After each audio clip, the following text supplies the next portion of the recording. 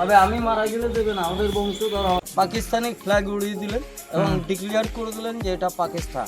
কি অবস্থা সবার? আশা করি সবাই ভালো আছেন। আজকের ব্লগে আমি আপনাদের সাথে দারুণ কিছু শেয়ার করতে যাচ্ছি। তো চলুন শুরু করা যাক। আজকের ভিডিওতে আপনাদেরকে দেখাবো নবাব মীর জাফর আর তার পারিবারিক ঐতিহাসিক 1100 কবরস্থান। তাই ভিডিওটি স্কিপ না করে আমাদের সঙ্গে থাকুন। এখানে মির্জাফরের বংশধরদের 1100 কবর আছে। এখনো যারা জীবিত আছেন মারা গেলে এখানে কবর দেওয়া হয়, তবে আমি মারা গেলে দেবে না, আমাদের বংশধর আছে। তবে 1100 কবর চিহ্নিত করতে গেলে সারাদিনের ব্যাপার। আমি মেন কয়েকটা কবর উল্লেখ করে দেখিয়ে নিয়ে আসবো। আমরা যে হাজার তৈরি দেখবো, যিনি তৈরি করে ওনার নাম হচ্ছে হুমায়ুন শাহ। মির্জাফর থেকে নিয়ে 8 নম্বর নবাব, ওনার কবর হচ্ছে এটা। হাজারদুয়ারির সামনে যে ইমামবাড়া দেখবো, যার নাম হচ্ছে ফেরাদুন, ওনারই ছেলে।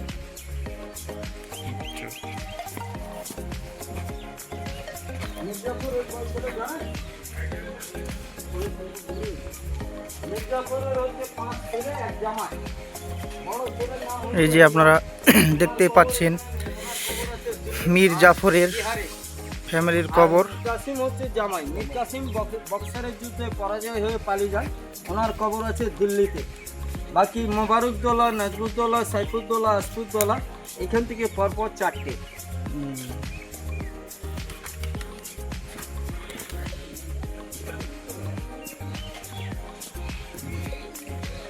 এইটা হচ্ছে মির্জাফরের কবর। মির্জাফরের এই দেখেন মির্জাফরের কবর, চাচার কবর। মির্জাফরের চাচার কবর। কার এটা? মির্জাফরের বাপের?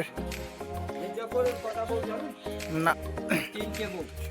প্রথম বউ হচ্ছে আলিবর্দীর বোন শাহজাহান বেগম, দ্বিতীয় হচ্ছে বাবু বেগম, আর তৃতীয় হচ্ছে মুন্নি বেগম। এই বাবু বেগম আর মুন্নি বেগম ছিলেন একজন নকলা, একজন বেনারসের বাইজি। এদেরকে সিরাজদৌলার বিয়েতে আলিবর্দী নাচ করতে নিয়ে এসেছিলেন। সিরাজদৌলার বিয়ের পর মির্জাফর এই যে দুজনকে বিয়ে করে নেয়, হয়ে যায় 3টে স্ত্রী। প্রথম স্ত্রী শাহ খানম বেগম, দ্বিতীয় স্ত্রী বাবু বেগম। যেগুলো বাউন্ডারির ভেতরে কবর দেখছেন, এগুলো হচ্ছে মহিলাদের কবর। আচ্ছা, এগিয়ে আসুন।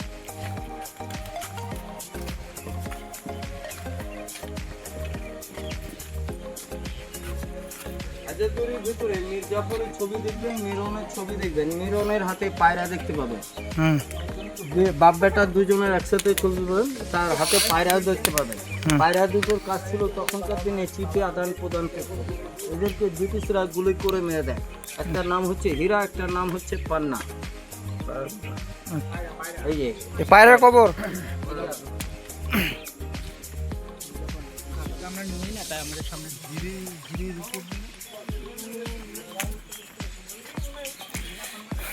এই যে আপনারা দেখতে পাচ্ছেন কবরস্থান মির্জাফরের ফ্যামিলির, মির্জাফরের বংশধর পুরা কবরস্থান। মুর্শিদাবাদে 18 জন নবাব নবাবি করেছে। স্বাধীন হচ্ছে 5 জন, পরাধীন হচ্ছেন 13 জন। 13 জনের মধ্যে লাস্ট নবাব হচ্ছে ওয়ারেস আলী মির্জা। এনার পর আর কেউ নবাবই পায়নি। তবে আমরা স্বাধীনতা দিবস কোন দিনকে মানাই? 15ই আগস্ট। মুর্শিদাবাদ কতই আগস্ট স্বাধীন হয়েছে জানেন? 18ই আগস্ট। 1947 সালে 15ই আগস্ট যখন দেশ স্বাধীন হয়, তখন উনি কলকাতায় ছিলেন। তো ওনারই ছেলে হচ্ছে কাজী মির্জা। ইনি জনতা পার্টির এমপি হয়েছিলেন, এমএলএ হয়েছিলেন। এনার ইচ্ছা ছিল যে এটা পাকিস্তান হয়ে যায়। পাকিস্তানি ফ্ল্যাগ উড়িয়ে দিলেন এবং ডিক্লেয়ার করে দিলেন যে এটা পাকিস্তান, মুর্শিদাবাদ পাকিস্তান। তো পাবলিক সম্প্রীতি না থাকার জন্য ওনাকে টেলিগ্রামের মাধ্যমে খবর পাঠানো হয়। উনি 3 দিন পর আসেন। বাপ ছেলের মধ্যে একটু কথা কাটাকাটি হয়।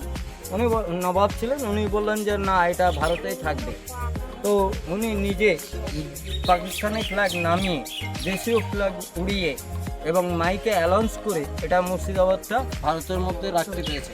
আজ মুর্শিদাবাদ যদি পাকিস্তান হয়ে যেত, তাহলে আপনাদেরকে পাসপোর্ট বা ভিসা করে মুর্শিদাবাদে আসতে হতো। হ্যাঁ। তাই তো? হুম। তবে মীর জাফর দোষ করেছিল এটা ঠিক, তবে সবাই দোষী নয়। আজ হাজারদুয়ারি যদি তৈরি না হতো তাহলে মুর্শিদাবাদের ইতিহাসটাও রইতো না, আর এনার জন্য এটা ভারতের মধ্যে আছে। বোঝা গেল? আচ্ছা,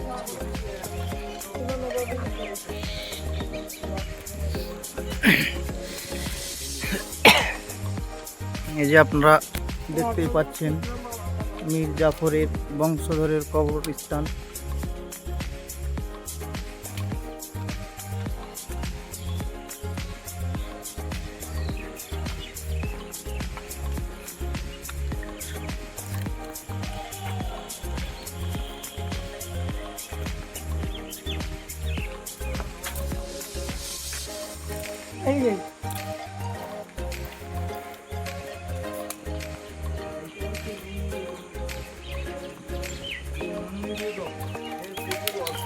ইনি নকলের বাইজি এবং বাইজির মেয়ে।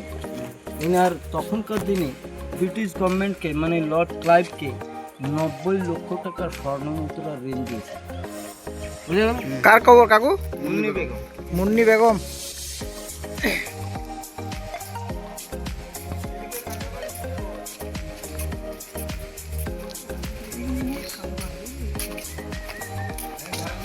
আমরা এখন বের হয়ে যাচ্ছি।